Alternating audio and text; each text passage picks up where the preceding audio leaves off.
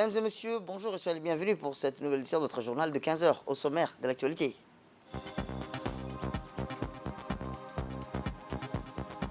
À la une dans l'actualité nationale, le ministre de la Santé a inspecté les différents sites de prélèvement des PCR de contrôle contre le Covid-19. Et dans l'actualité internationale, toujours santé, l'Angleterre repousse de 4 semaines la levée des dernières restrictions de confinement. C'était les titres. Merci si vous nous rejoignez. À la une dans l'actualité, le ministre de l'Intérieur, Saïd Nour Hassan, a eu une série de rencontres avec les représentants des partenaires et le coordinateur résident de l'agence turque. En premier temps, le ministre a reçu le représentant résident de l'agence turque, M. Kutlan Yücel.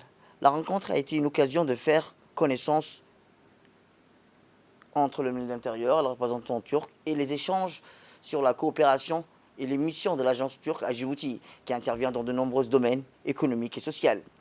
Le ministre a remercié l'agence turque pour ses actions à Djibouti et le PNUD pour son soutien dans les efforts du gouvernement afin de rehausser entre les deux pays. Par la suite, le ministre de l'Intérieur a reçu la représentante du PAM à Djibouti. Le PAM est une agence onusienne, intervient aux côtés du gouvernement de Djibouti et des institutions djiboutiennes pour soutenir les efforts de développement. Durant la rencontre, le ministre de l'Intérieur a souligné l'importance du soutien du programme alimentaire mondial dans l'aide aux personnes vulnérables à Djibouti.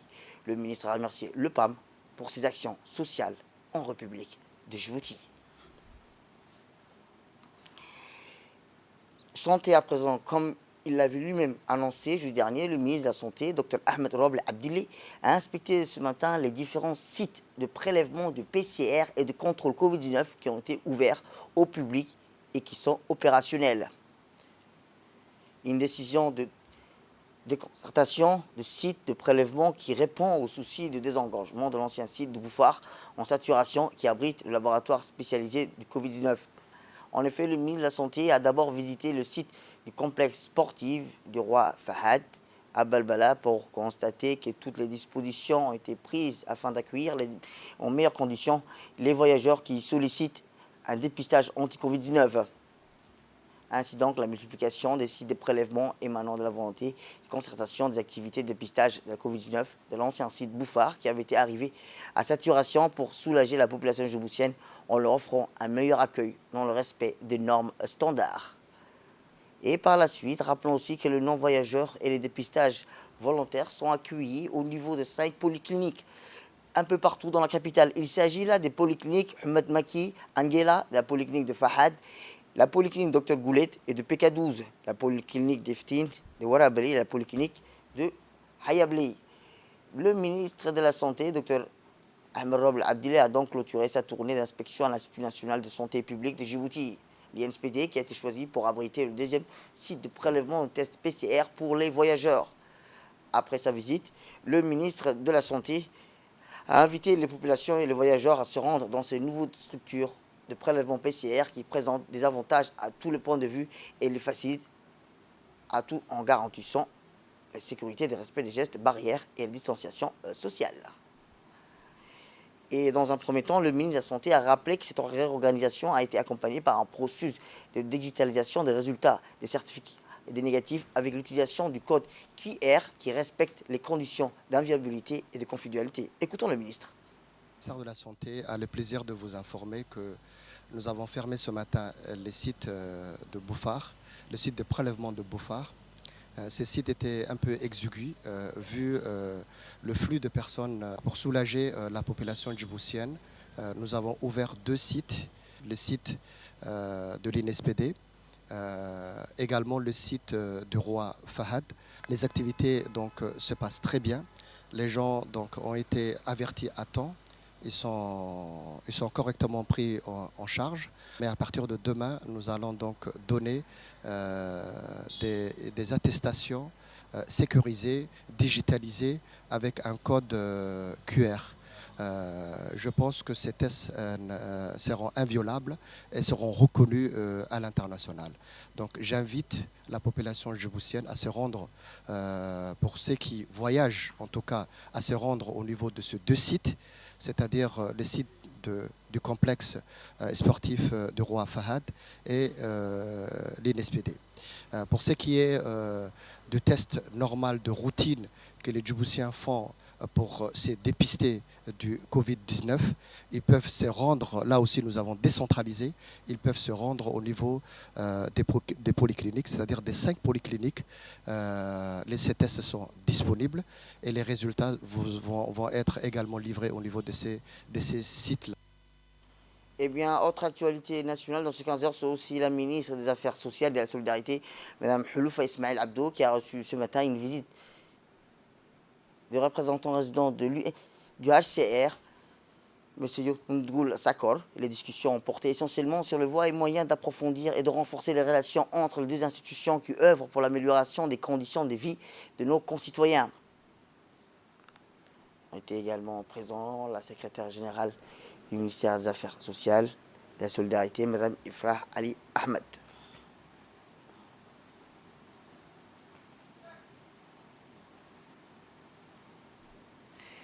Puis la ministre des Affaires sociales et de la Solidarité, Mme Houloufa Ismail Abdo, accompagne ses proches collaborateurs, ont effectué une visite de courtoisie au siège de l'Union nationale des femmes djiboutiennes.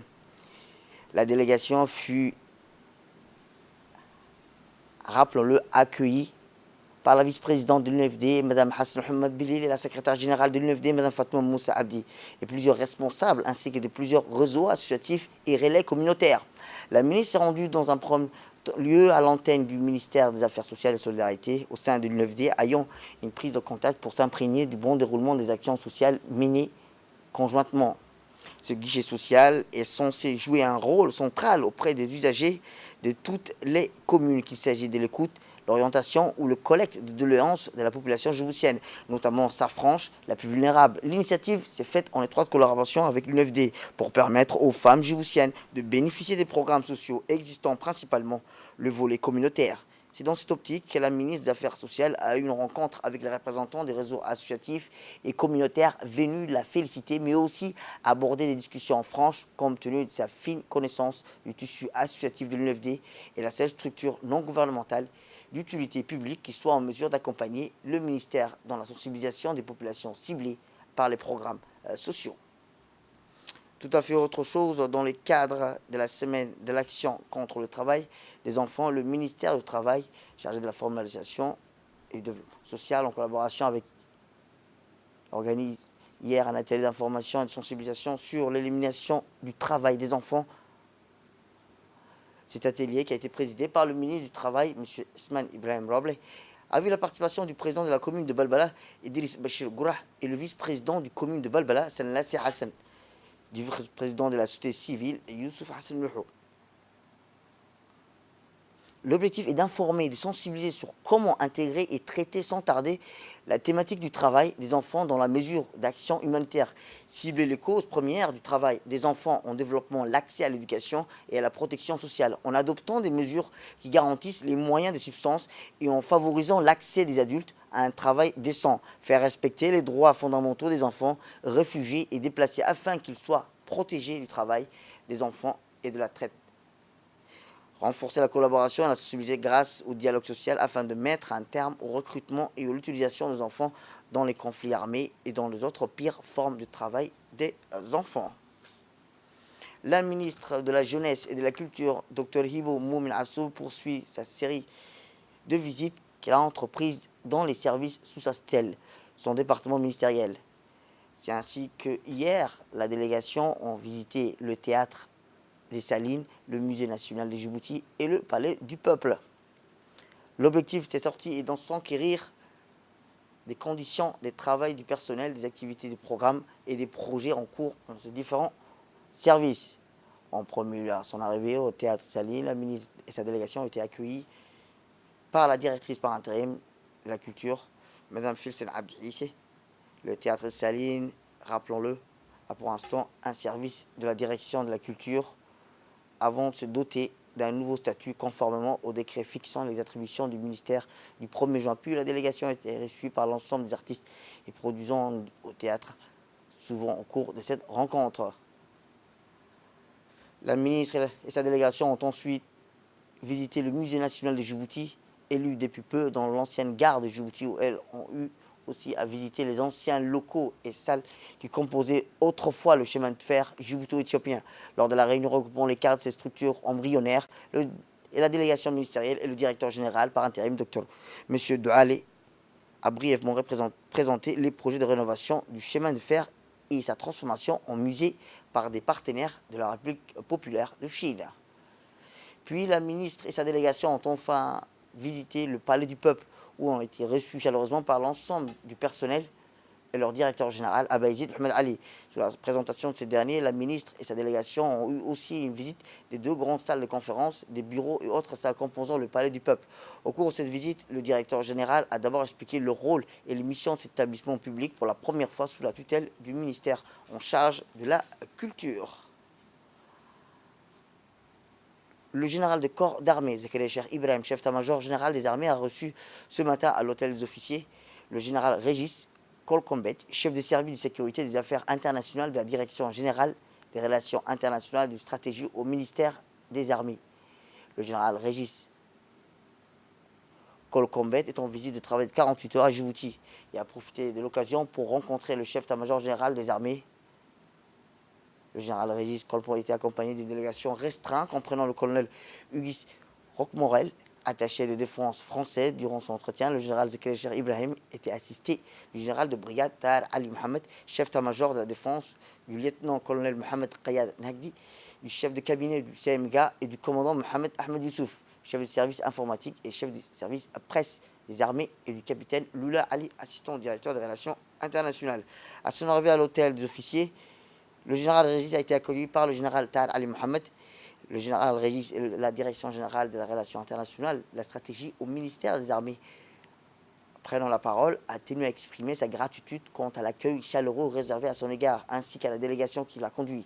Le général Régis a indiqué que Djibouti fait office de son adage, terre de rencontres et d'échanges. En outre, le général Régis Kolkombet s'est engagé à œuvrer davantage pour réaffirmer, consolider, élargir ses liens de coopération.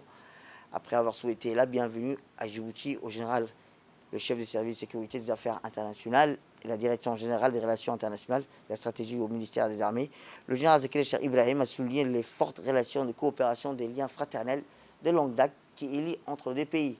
Cette visite de courtoisie s'est terminée, comme d'habitude, par la traditionnelle photo de famille et l'échange de cadeaux.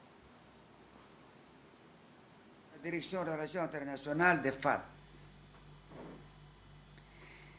Je vous souhaite, à vous et à votre délégation, le bienvenue à Djibouti, terre d'échange et de rencontres.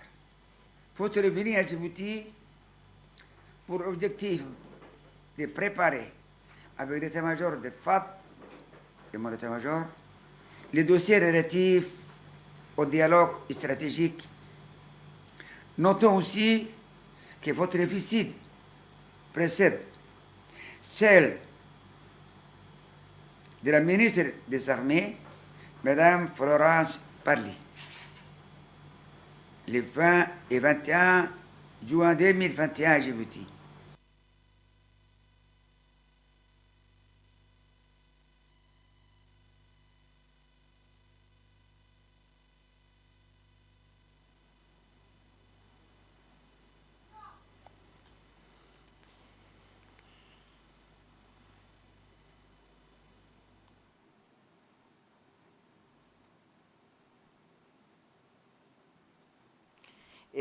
Et enfin, cet avis de recherche, la famille Nasser Ali recherche leur fille Zainab Nasser Ali, âgée de 15 ans, portée disparue depuis le 29 mai dernier vers 15h après-midi. Elle porte un boubou noir et un voile noir. En cas où vous le retrouvez, où vous le reconnaîtrez, contactez le numéro standard du commissariat central, le 35 27 61 ou le 81 32 50. Et dans l'actualité internationale, l'Angleterre repousse de 4 semaines la vallée des dernières restrictions.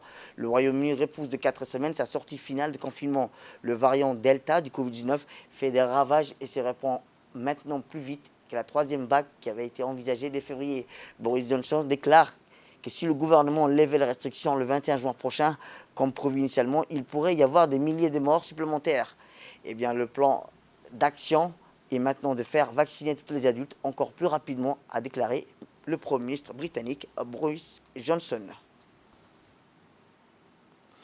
C'est la fin de cette édition. Merci à vous de nous avoir suivis. Restez avec nous pour la suite de nos programmes télévisés.